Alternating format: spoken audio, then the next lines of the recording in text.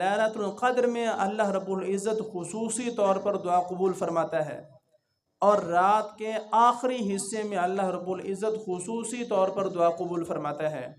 اور اسی طرح فرض نماز کے بعد اللہ رب العزت خصوصی طور پر دعا قبول فرماتا ہے۔ یہ خصوصی طور پر ہر ایک کے ساتھ اس وجہ سے کہہ رہا ہوں کہ ویسے آپ جب بھی اللہ سے مانگیں گے اللہ آپ کو عطا فرمائے گا، اللہ آپ کی دعا کو قبول فرمائے گا، لیکن ان جگہوں پر اور ان اوقات میں اگر آپ مانگیں گے تو خصوصی طور پر جو ہے وہ آپ کو نوازا جائے گا۔ اور اذان اور اقامت کے درمیان دعا مقبول ہوتی ہے، خصوصی طور پر اللہ رب العزت بندے کی دعا کو قبول فرماتا ہے۔ اور بارش کے وقت اور رات کے کسی بھی حصے میں جب بھی آپ کی آنکھ کھلے آپ جو ہے وہ اللہ سے مانگیں اور دعا کریں، اللہ آپ کی دعا کو قبول فرمائے گا۔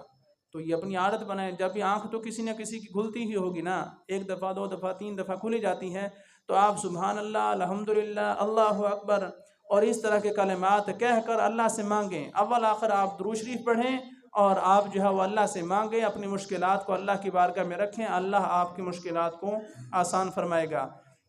تو اسی طرح فرمایا کہ جمعہ کے دن ایک قبولیت کی گھڑی ہے،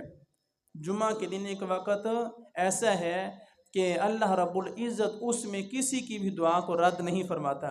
اس گھڑی کے بارے میں پھر مختلف اوقات ہیں، مختلف جو ہے وہ بیانات ہیں کہ دو خطبوں کے جو درمیان کی گھڑی ہے یہ دعا کی قبولیت کی گھڑی ہے۔ اور اس میں یاد رکھیں کہ حدیث پاک ہے کہ الخطبۃ کالصلاۃ، خطبہ جو ہے وہ نماز کی طرح ہے۔ تو نماز میں جس طرح آپ جو ہے وہ نماز کے علاوہ کچھ نہیں بول سکتے، اسی طرح خطبے میں بھی جو سامعین ہیں وہ اپنی زبان کو حرکت نہ دیں کسی بھی چیز کے لیے، اور اپنے ہاتھوں کو بھی بلند نہ کریں، بلکہ وہ کس طرح دعا مانگیں کہ اپنے دل اور دماغ کو اللہ کی طرف متوجہ کر کے اپنے دل سے اللہ سے مانگیں، اپنے دل سے جو اللہ سے مانگیں، تاکہ اس حکم کی خلاف ورزی بھی نہ ہو اور بندہ اس مقبول گھڑی کو پا بھی لے۔ اور پھر بعض علماء کرام نے فرمایا کہ یہ گھڑی جو ہے وہ عصر کے بعد کی گھڑی ہے، جمعہ کے دن نماز عصر کے بعد کی جو گھڑی ہے یہ مقبول گھڑی ہے کہ اس میں اللہ رب العزت دعا کو قبول فرماتا ہے۔ اسی طرح زمزم کا پانی پیتے ہوئے اللہ رب العزت خصوصی طور پر بندے کی دعا کو قبول فرماتا ہے۔ سجدے کی حالت میں اللہ رب العزت خصوصی طور پر اپنے بندے کی دعا کو قبول فرماتا ہے۔ اسی طرح مرغ کی آواز سنتے ہوئے آپ اللہ سے مانگیں، اللہ آپ کی دعا کو قبول فرمائے گا۔ اس کی وجہ کیا ہے کہ مرغ آذان اس وقت دیتا ہے کہ جب اسے فرشتے نظر آتے ہیں، جب اللہ کی رحمت کے فرشتے آپ کے پاس آئے ہوئے ہوں اور پھر آپ اللہ سے مانگیں اور دعا کریں تو یقیناً آپ کی دعا جو ہے وہ قبول کی جائے گی۔ اور لا الہ الا انت سبحانک انی کنت من الظالمین پڑھ کر جو بھی دعا مانگی جائے اللہ اسے قبول فرماتا ہے۔ اس دعا کے صدقے اللہ نے انبیاء کی مشکلات کو آسان فرمایا ہے۔ قرآن مجید میں بھی ہے نا کہ یونس علیہ السلام کے مشکلات کو اللہ رب العزت نے اسی دعا کی برکت سے جو ہے وہ آسان کیا، اور انہیں جو ہے مچھلی کے پیٹ سے جو ہے وہ آزادی نصیب فرمائی۔ تو جو بھی بندہ مشکلات میں قید ہے، گھرا ہوا ہے، وہ حضرت یونس علیہ السلام کی دعا کو پڑھے اور اللہ سے مانگے، اللہ ضرور اس کی دعا کو قبول فرمائے گا۔ اور میت کی مغفرت کے لیے دعا کرنا، اللہ اس دعا کو بھی خصوصی طور پر قبول فرماتا ہے۔ اور بیمار بندے کے پاس جا کر جو ہے وہ دعا کرنا، بیمار بندے کے پاس جا کر دعا کرنا یہ بھی بڑی مقبول دعا ہے کہ حدیث قدسی میں ہے کہ میں ٹوٹے ہوئے دلوں کے پاس ہوتا ہوں۔ جو بندہ بیمار ہے وہ لاچار ہے، دل اس کا ٹوٹا ہوا ہے، تو حدیث قدسی ہے کہ میں ٹوٹے ہوئے دلوں کے پاس ہوتا ہوں، جو غمگین ہے اس سے دعا کروائیں، اور جو بیمار ہے اس سے دعا کروائیں، جو مظلوم ہے اس سے دعا کروائیں، تو یہ دعا جو ہے وہ مقبول ہوتی ہے۔ اور اسی طرح مظلوم کی دعا یہ بھی مقبول ہے، والد کی اپنی اولاد کے بارے میں دعا یہ بھی مقبول ہے، روزے دار کی حالت روزے میں دعا کرنا یہ بھی مقبول ہے، مسافر کی دوران سفر دعا کرنا یہ بھی مقبول ہے، نیک اولاد کی اپنے والدین کے لیے دعا کرنا یہ بھی مقبول ہے۔ اور بیت اللہ کی زیارت کرتے ہوئے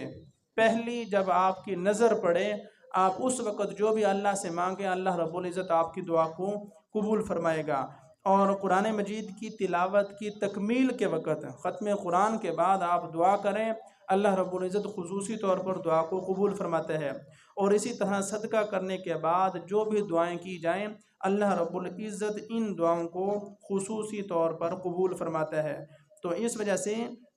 ہم جو ہے وہ اپنی دعاؤں کی عادت ڈالیں، اپنی مشکلات کو اللہ کی بارگاہ میں رکھیں اور نماز کی پابندی کریں،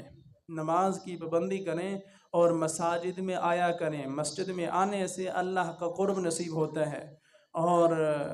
جو مسجد میں آ گیا وہ اللہ کی پناہ میں آ گیا۔ تو اس وجہ سے مساجد کو آباد کریں، مساجد میں جو ہے وہ آپ آئیں گے آپ کو قلبی تسکین جو ہے وہ حاصل ہوگی، آپ کا دل جو ہے پرسکون رہے گا، دن جو ہے وہ سکون کے ساتھ گزرے گا، اللہ آپ کو پریشانیوں سے جو ہے وہ نجات بخشے گا۔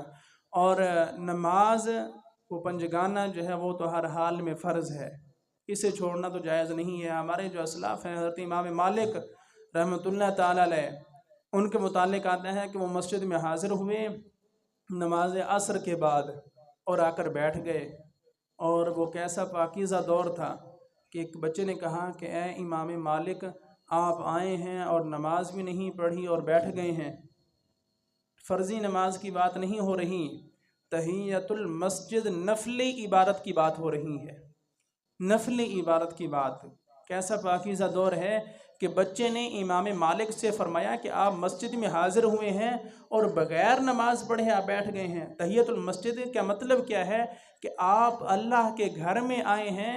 تو یہ ایک ایسا مقدس مقام ہے، اللہ کا گھر ہے، اس گھر کی سلامی کیا ہے کہ آپ آتے ہی سب سے پہلے 2 نفل پڑھیں، یہ مسجد کی سلامی ہے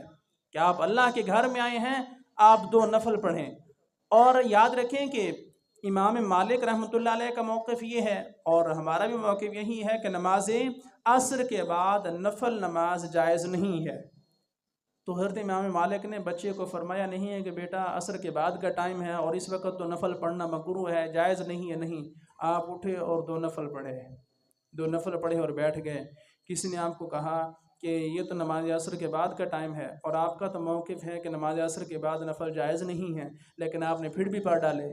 فرمایا کہ مجھے خوف تھا کہ اللہ کہیں قیامت کے دن مجھے ایسے لوگوں میں شامل نہ کر دیتا کہ جن کے متعلق قرآن نے کہا ہے کہ انہیں نماز پڑھنے کا کہا بھی جاتا ہے لیکن پھر بھی وہ نہیں پڑھتے، کہ انہیں نماز پڑھنے کا کہا بھی جاتا ہے وہ پھر بھی نماز نہیں پڑھتے۔ تو مجھے خوف ہوا کہ اللہ کہیں مجھے ایسے لوگوں میں شامل نہ کر دے، اس وجہ سے میں نے نفلی جو ہے وہ اس عبادت کو بھی تکمیل کر لیا اور 2 نفل جو ہے وہ ادا کر لیا۔ ہمارے اسلاف یہ تھے کہ نفلی عبادت کا بھی وہ اتنا اہتمام کرتے تھے اور اتنا خوف خدا تھا۔ آج ہمارے فرض جا رہے ہیں ہمیں فکر نہیں ہے، تو فکر آخرت لازمی ہونی چاہیے۔ عقل مند انسان وہی ہے جو اپنی آخرت کی فکر کرتا ہے دنیا میں رہتے ہوئے، اور فرمایا گیا کہ بے وقوف انسان وہ ہے جو دنیا میں آیا اور دنیا سے دل لگایا اور دنیا کا ہی ہو کر رہ گیا اور اپنی آخرت سے غافل ہو گیا۔ فرمایا ایسا شخص بے وقوف ہے اور گھاٹے میں ہے، خسارے میں ہے۔ تو دنیا میں رہنا تو ہے لیکن اپنی آخرت کو بہتر بنانے کے لیے رہیں۔